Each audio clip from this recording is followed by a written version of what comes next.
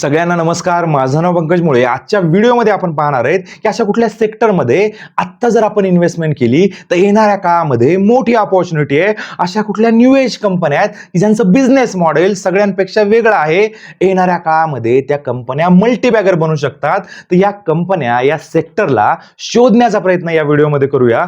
तर व्हिडिओची सुरुवात करूया. सगळ्यात पहिल्यांदा बघा की भारतामध्ये गेमिंग इंडस्ट्री जर बघितली आपण तर कंटिन्युअसली वाढते. जवळपास 25% इंडियामध्ये गेमिंग इंडस्ट्रीची ग्रोथ आहे. तर गेमिंगमध्ये काम करणारी एक मोनोपॉली कंपनीची आहे, तिचं नाव आहे नजारा टेक. आता सध्या लेटेस्ट न्यूज आलेली आहे की निखिल कामतने झिरोदाच्या नजारा टेकमध्ये 4.29% हिस्सेदारी बाय केलेली आहे. राकेश झुंझुनवालाची पण मोठी इन्व्हेस्टमेंट नजारा टेक्नॉलॉजी या कंपनीमध्ये होते. त्यामुळे येणाऱ्या काळामध्ये गेमिंग इंडस्ट्री जशी जशी इंडियामध्ये ग्रोथ करेल तसाच फायदा जो आहे तो नजारा टेक या कंपनीला होणार आहे. त्यामुळे या सेक्टरला आपल्याला इग्नोर करून चालणार नाहीये. दुसरं महत्त्वाचं सेक्टर बघा की ज्याच्यामध्ये खूप मोठी अपॉर्च्युनिटी आहे तर इन्शुरन्स सेक्टर आहे. बघा की इन्शुरन्स सेक्टर जर इंडियामध्ये जर बघितलं आपण आणि US सोबत जर कंपॅरिझन करण्याचा प्रयत्न केला तर US मध्ये जवळपास 60% 70% लोकांकडं इन्शुरन्स आहे. आणि त्याच पद्धतीमध्ये जर इंडियामध्ये जर बघितलं आपण तर इन्शुरन्स घेणाऱ्यांची संख्या खूप कमी आहे, पण प्रमाण जे आहे ते कंटिन्युअसली वाढतंय. अपॉर्च्युनिटी खूप मोठी इंडियामध्ये. तर याच्यामध्येच एक न्यू एज कंपनी आहे पॉलिसी बाजार. या पॉलिसी बाजारचा बिझनेस जर तुम्ही बघितला तर टोटली ऑनलाईन बिझनेस आहे. आत्ता सध्या मागच्या क्वार्टरपासून त्यांनी ऑफलाईन बिझनेस सुद्धा चालू केलेला आहे. त्यामुळे या कंपनीला आपल्याला इग्नोर करून चालणार नाहीये. याच्यामध्ये चांगली अपॉर्च्युनिटी आहे. तर पॉलिसी बाजार झालं. त्याच्यानंतर बघा एक महत्त्वाचा बिझनेस आहे. आत्ता सध्या लोकांचा दृष्टिकोन असा झालेला आहे की माझी इन्व्हेस्टमेंट म्हणा किंवा कुठल्याही एकाच कंपनीमध्ये लोक इन्व्हेस्टमेंट करण्याचा प्रयत्न करतात. बघा पेटीएम कशामुळे फेमस झालं? कारण की पेटीएमच्या एकाच प्लॅटफॉर्मवर तुम्हाला सगळ्या गोष्टी मिळतात, पण त्याच्यामध्ये नंतर पुन्हा स्टॉक आला, त्याच्यानंतर काही त्याच्यामध्ये प्रॉब्लेम झाले, RBIने त्याच्यावर बंधन आणली, बॅन आणला, त्यामुळे पेटीएमचं सगळं बिझनेस मॉडेल डिस्टर्ब झालं. पण त्याच धर्तीवर जिओ फायनान्स कंपनीने खूप चांगल्या पद्धतीनं बिझनेस मॉडेल आहे त्यांचं. येणाऱ्या काळामध्ये त्यांनी आत्ता सध्या जर बघितलं तर त्यांचा पर्सनल फायनान्सचा बिझनेस आहे. त्याच्यानंतर रिलायन्स ग्रुपचा वेल्थ मॅनेजमेंट करण्याचा बिझनेस आहे. त्याच्यानंतर म्युच्युअल फंडचा बिझनेस आहे. त्याच्यानंतर ब्रोकिंगचा बिझनेस आहे. त्याच्यानंतर इन्शुरन्सचा बिझनेस आहे. अशा पद्धतीनं फायनान्शियल वेल्थ मार्केटमध्ये त्यांचे आत्ता सध्या सगळे बिझनेसेस जे आहेत ते कंटिन्युअसली ग्रो होत आहेत. सगळे बिझनेस पॅरलली चालू आहेत. जिओ ब्लॅक रॉक सोबत त्यांचं टायअप झालेलं आहे. त्याच्यानंतर इन्शुरन्ससाठी अलायन्स कंपनीसोबत ग्लोबल मार्केटमधल्या कंपन्यांसोबत त्यांचं टायअप आहे. त्यामुळे येणाऱ्या काळामध्ये तुम्हाला जिओ फायनान्स याच्यामध्ये चांगली अपॉर्च्युनिटी आहे. कारण की वेगवेगळ्या क्षेत्रामध्ये ते इन्व्हेस्टमेंट करतायत. आणि रिलायन्सची तुम्हाला एक सांगायची गरज नाहीये की रिलायन्स कुठल्याही सेक्टरमध्ये ज्यावेळेस एंट्री करतं त्यावेळेस ते सेक्टर सगळं डिस्ट्रॉय करण्याची कॅपेबिलिटी त्यांच्यामध्ये आहे. त्यामुळे जिओ फायनान्स सारख्या स्टॉकमध्ये सुद्धा येणाऱ्या काळामध्ये चांगली अपॉर्च्युनिटी असू शकते. त्याच्यानंतर बघा इलेक्ट्रिक व्हेकल. माझ्या प्रत्येक व्हिडिओमध्ये मी सांगत आलेलो आहे की इंडियामध्ये आत्ता सध्या इलेक्ट्रिक व्हेकल, इलेक्ट्रिक बाईकच्या ज्या कंपन्यांमध्ये इन्व्हेस्टमेंट करण्याची खूप मोठी संधी आहे, अपॉर्च्युनिटी आहे. आत्ता सध्या जर बघितलं आपण चायनामध्ये जवळपास 85% पर्यंत चायना गेलेला आहे. म्हणजे 100 गाड्या जर असतील त्यांच्याकडं त्यातल्या 85% गाड्या ज्या आहेत त्या आत्ता सध्या चायनामध्ये इलेक्ट्रिक आहेत आणि त्या रोडवर चालत आहेत. ठीक आहे. येणाऱ्या जे हेवी व्हेकल आहेत ते अजून राहिलेले आहेत, पण जे बाकी आपल्या कमर्शियल गाड्या आहेत, कार आहेत, बाईक आहेत, याच्यामध्ये 85% पर्यंत चायनाने अचिव्हमेंट केलेली आहे. तर इंडियामध्ये जर बघितले आत्ता सध्या तर 5 ते 6% आहे. आणि याचा जर ग्राफ बघितला तुम्ही तर 100% year on year electric vehicle मध्ये इंडियामध्ये ग्रोथ आहे. आत्ता जर बघितलं आपण तर खूप साऱ्या शोरूममध्ये जर तुम्ही गेलात तर तुम्हाला इलेक्ट्रिक बाईकवर, इलेक्ट्रिक व्हेकलवर वेटिंग पिरियड दिसेल. त्यामुळं एथर एनर्जी जे आहे ही कंपनी जी आहे याच्यामध्ये सुद्धा चांगली अपॉर्च्युनिटी आहे. येणाऱ्या काळामध्ये याच्यामध्ये खूप चांगल्या पद्धतीने ही बिझनेस करते. सर्व्हिसेस सेंटर चांगले आहेत, कंटिन्युअसली नवीन शोरूम ओपन करतायत. त्यामुळं याच्यामध्ये चांगली अपॉर्च्युनिटी आहे. याला हिरोचं बॅकअप सुद्धा आहे, हिरो कंपनीचं. त्यामुळं याच्यामध्ये सुद्धा मल्टीबॅगर बनण्याची क्षमता आहे. मागच्या एका वर्षामध्ये 185% रिटर्न दिलेले आहेत. त्यामुळे येणाऱ्या काळामध्ये सुद्धा एथर एनर्जीच्या स्टॉकमध्ये चांगली संधी आहे. त्याच्यासोबत बघायला गेलं तर ओलेक्ट्रा ग्रीनटेक आहे. त्याच्यानंतर जर बघितलं आपण तर ओला इलेक्ट्रिक आहे. तर आता ओला इलेक्ट्रिकचं नाव घेतल्यामुळे तुम्हाला एक सांगतो की ओला इलेक्ट्रिक बद्दल मी बोलल्यामुळं खूप लोक माझ्यावर टीका करतील, पण ओला इलेक्ट्रिकचं जर तुम्ही आत्ता सध्या जर बघितलं आपण तर काही प्रॉब्लेम झाले त्यांच्यामध्ये सर्व्हिसचा इश्यू झाला. पण ही कंपनी जी आहे ही येणाऱ्या काळामध्ये बाउन्स बॅक करण्याची याच्यामध्ये क्षमता आहे. कारण की कोर बिझनेसवर आत्ता सध्या जर बघितलं आपण तर खूप मोठ्या प्रमाणामध्ये 95% 97% ज्या लिथियम आयन बॅटरीज आहेत किंवा सगळ्या ज्या बॅटरीज आहेत त्या जास्तीत जास्त आपण चायनामधनं इम्पोर्ट करतोय. पण ओला इलेक्ट्रिक जर बघितलं तर इंडियामध्ये मॅन्युफॅक्चरिंग करतायत. त्यांनी नवीन नवीन इन्व्हर्टर लॉन्च केलेले आहेत, नवीन प्रोडक्ट लॉन्च करतायत आणि त्यांनी सध्या जर बघितले आपण तर R&D मध्ये खूप मोठ्या प्रमाणावर पैसे इन्व्हेस्ट केलेले आहेत आणि त्याचा फायदा जो आहे तो ओला इलेक्ट्रिकला येणाऱ्या काळामध्ये होणार आहे. कारण की इलेक्ट्रिक व्हेकलमध्ये म्हणजे इंडियामधल्या सगळ्याच इलेक्ट्रिक व्हेकलमध्ये ओला इलेक्ट्रिकची बॅटरी सुद्धा लागू शकते. त्यामुळं या स्टॉकला पण आत्ता सध्या तुम्हाला इग्नोर करता येणार नाहीये. सही व्हॅल्युएशनला कमी प्राइसला मिळतोय. तुमची काही इन्व्हेस्टमेंट याच्यामध्ये करायला हरकत नाहीये.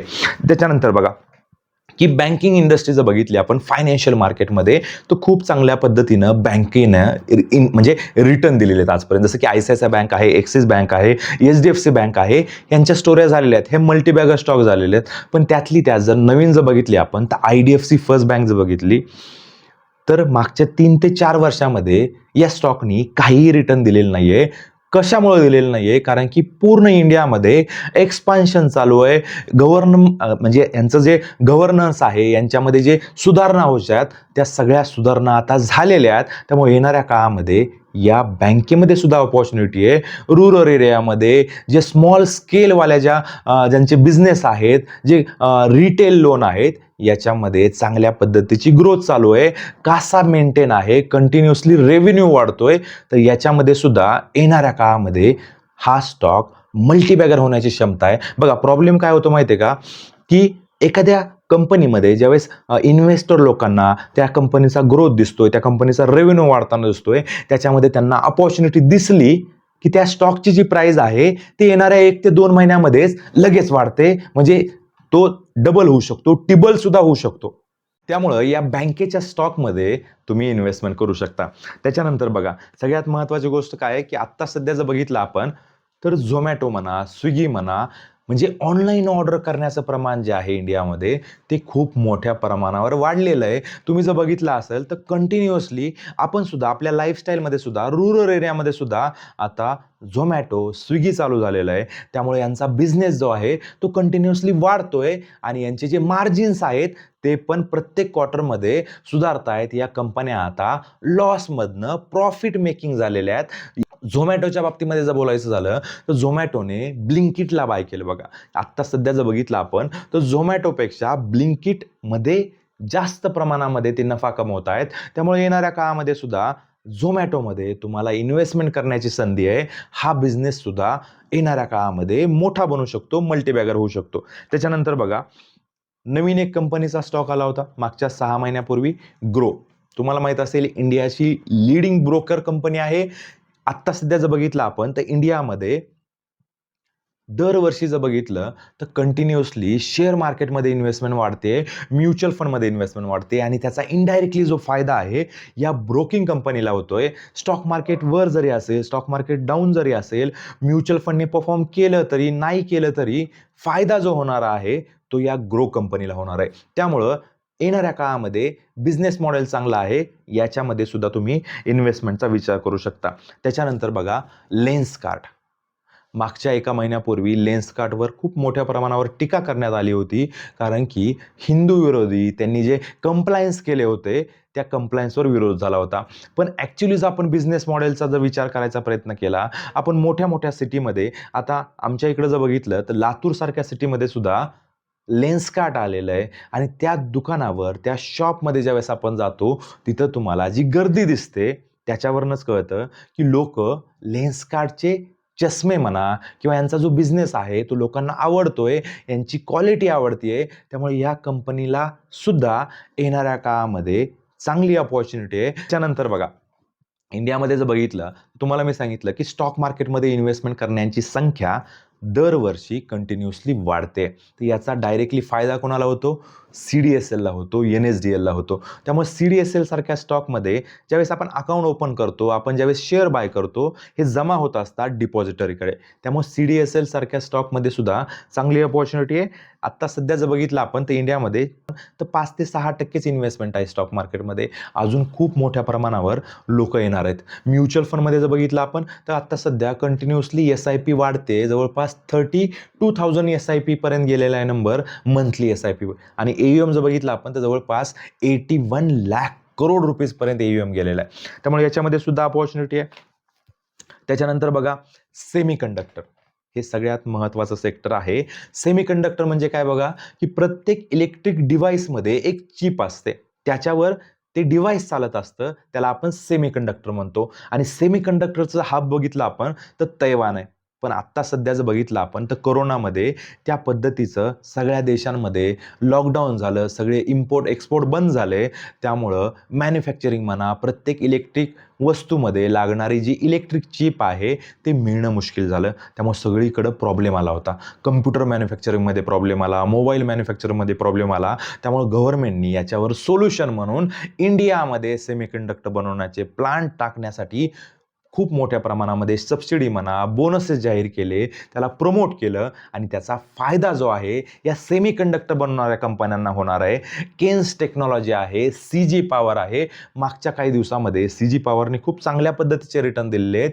केन्स टेक्नॉलॉजीचा स्टॉक काही क्वार्टरमध्ये चांगला परफॉर्मन्स केला नाही कंपनीने, त्यामुळे आत्ता सध्या डाऊन आहे. त्यामुळे येणाऱ्या काळामध्ये या दोन्ही स्टॉकमध्ये इन्व्हेस्टमेंट करण्याची चांगली संधी आहे.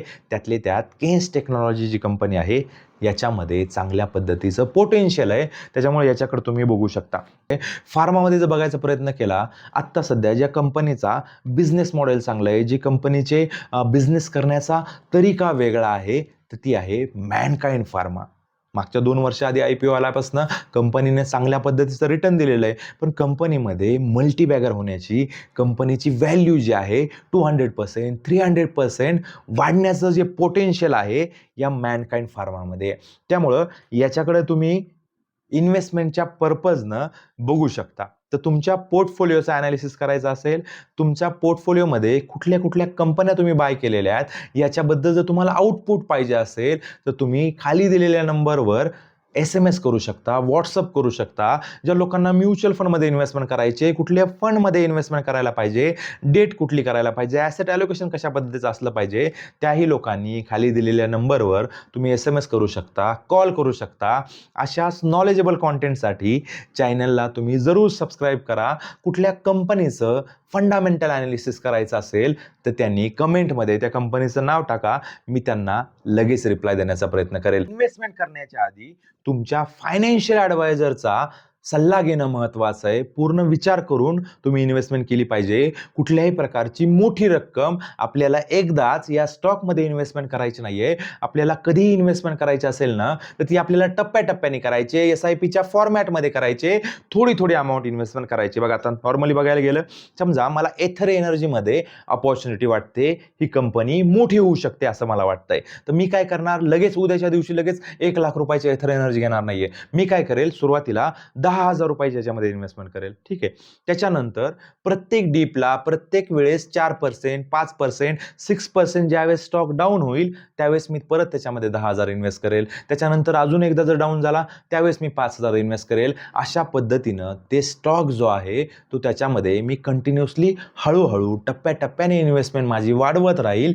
अशा वेळेसच तुमची लॉंग टर्ममध्ये वेल्थ क्रिएट होऊ शकते. त्याचं फायनान्शियल ॲनालिसिस करेल. प्रत्येक क्वार्टरमध्ये कंपनी कशा पद्धतीनं परफॉर्म करते, ग्रोथ होते का नाही आहे, का लॉस करते कंटिन्युअसली, या सगळ्या गोष्टी बघणं, याचं ॲनालिसिस करून त्या कंपनीच्या स्टॉकमध्ये इन्व्हेस्टेड राहणं हे महत्त्वाचं आहे. एक एक्झाम्पल देतो तुम्हाला मी.